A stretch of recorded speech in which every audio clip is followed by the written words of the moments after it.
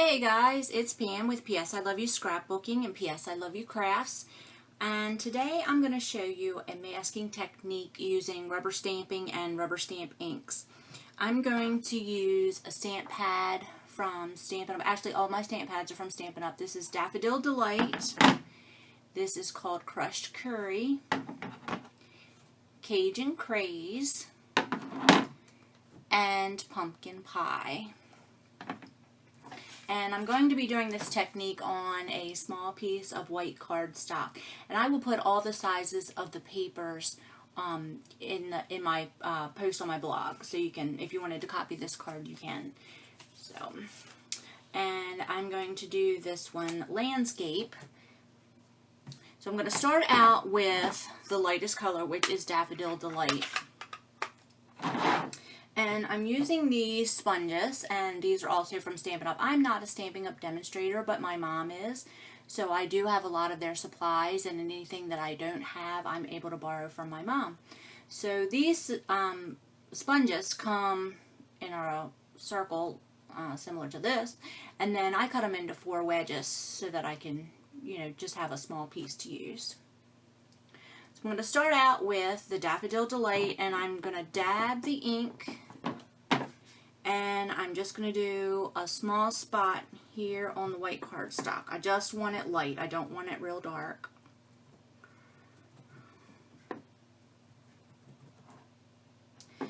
And I have a 1 1/4 inch paper punch here. This one's from EK Success. I have a scrap piece of paper. I'm going to punch that out.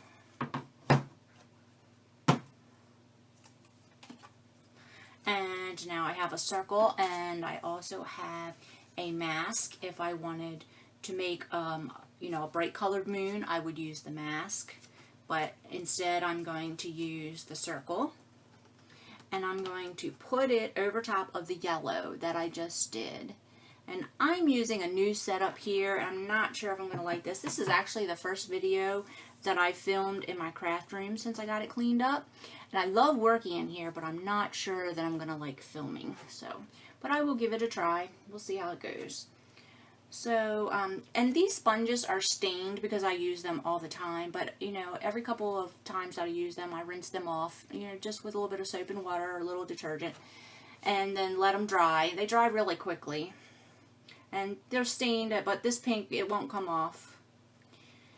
And then I'm going to hold my finger down on the punch, and I'm going to dab a little bit darker this time, and it's more of a rub than it is a dab around the outside. So I want the yellow to be darker this time.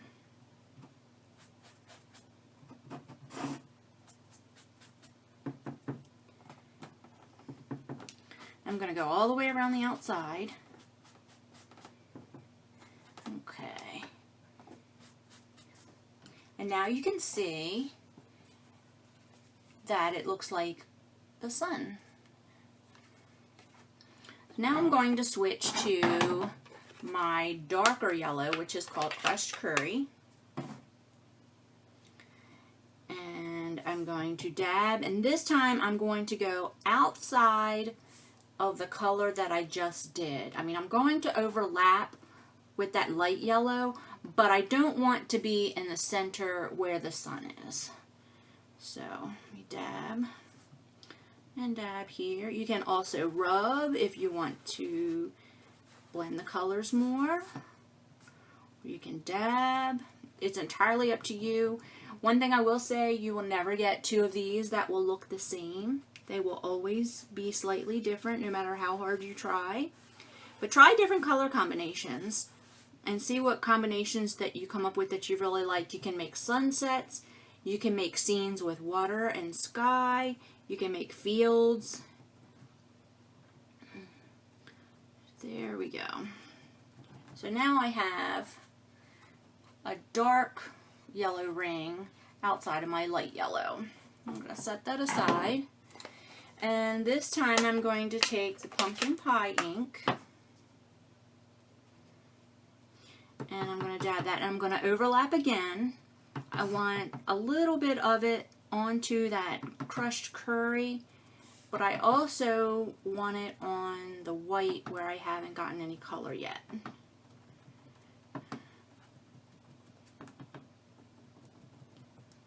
And you can also use a circular motion to get them to blend. And I have a little bit of white down here at the bottom. But to practice this, I'm just using regular white cardstock. It's a good quality cardstock from Stampin' Up. But to practice, you know, cut yourself some maybe 3 inches by 4 inches or something like that. And just sit and practice. And you don't even have to have a scene. I mean, it could be abstract, and you can have, you know, just different colors all mixed together. That looks really pretty with a dark silhouette stamp stamped on it. So I think I'm just about there with this one. Okay, I'm gonna do the outside really, really light with this pumpkin pie. There we go. A little tiny bit more. Do a little bit more. Okay. And if I find that that wasn't enough, I can always go back. This color is called Cajun Craze. And this is a very dark, like a terracotta rust color.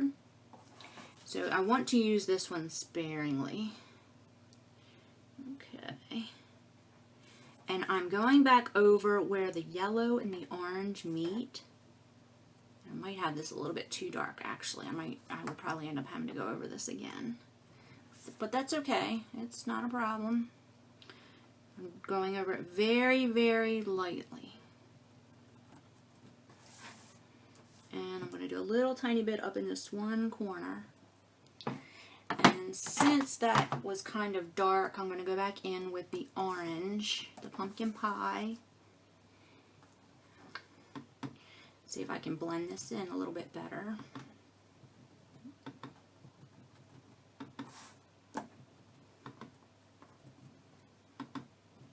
Okay. And then I'm going to go back with the crushed curry.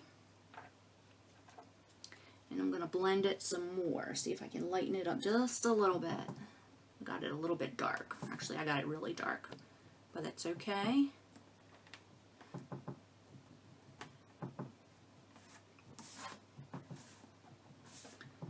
Okay. Now I'm going to put a little tiny bit of yellow out here on the edge. Okay. And there I have a sunset. I think I'm going to make this a little bit darker up top. I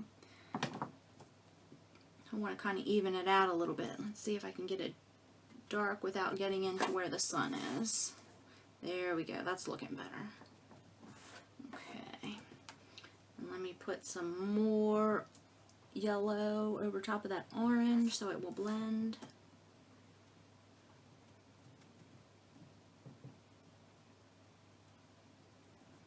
My orange, or my Cajun Craze ink pad is very juicy, and that makes a difference too. You know, some pads don't have as much moisture in them, but that one, for some reason, is very wet. So even when you're trying to stamp just a little bit, it comes out pretty dark. So I'm going to set those stamp pads aside.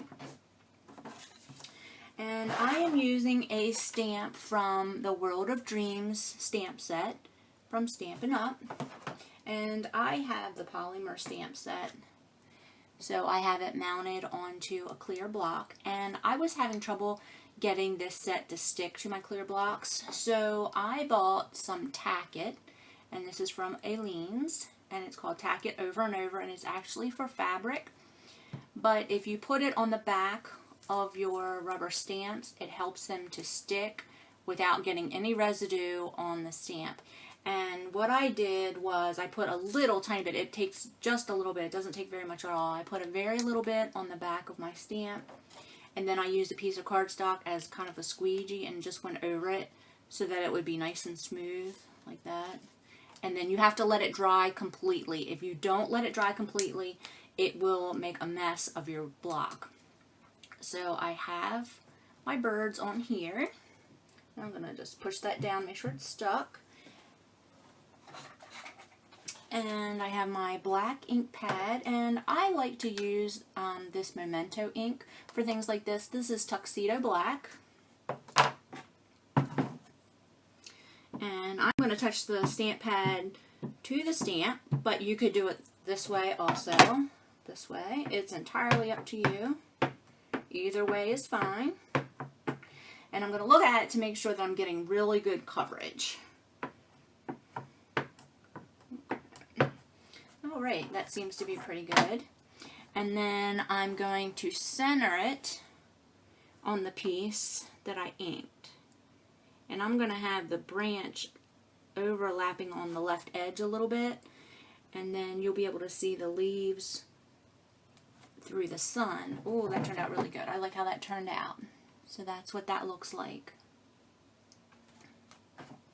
And I've already cut out the pieces for my card. And let's see. I have this little stamp here. It's also from Stampin' Up, but I think EK Success makes one as well. And it's an inverted corner rounder. It's the only thing I know to call it. But it adds a little bit of interest to the corner of your images. And it's very, very simple. And I'm going to do the matte also. And again, I will put these measurements on my blog. So if you wanted to copy this card, you can. Okay. We find my tape runner. And I like to use Easy Runners from Scrapbook Adhesives. It is permanent. It works really well for cards, and I've had really good luck with these not getting gummed up or getting jammed or the tape breaking and then ruining the rest of it. I think they do make a refillable version as well. This one has little tiny tape tabs. I mean, they're very, very small, and it runs in a continuous line. They also make one that is little rectangles as you pull it, and they make one that is temporary or repositionable. For making cards, you do not want to use the repositionable because your cards will fall apart. I'm going to put adhesive on the back of the image that I inked.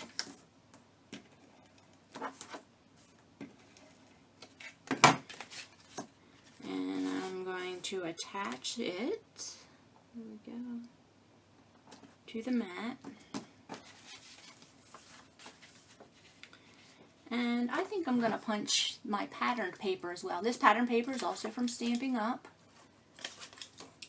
I think, I'm not even sure what color this is. I think this was from a pad that I bought last year, actually, so it may not be available any longer.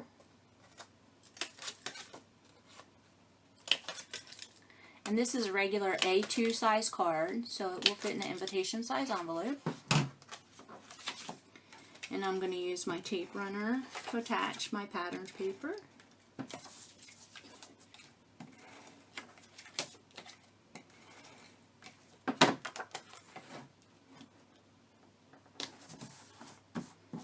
And then I'm going to attach that to my card base.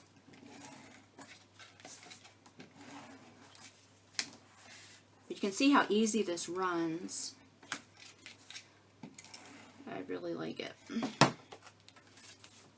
Now I'm going to stick this down. There we go.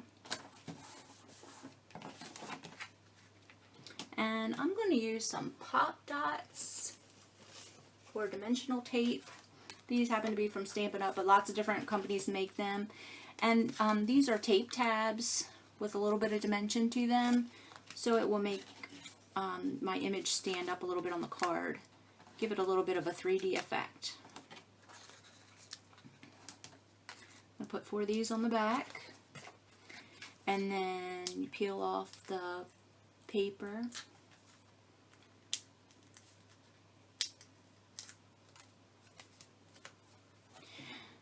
And stick these down, or stick this down. There we go. Got it centered.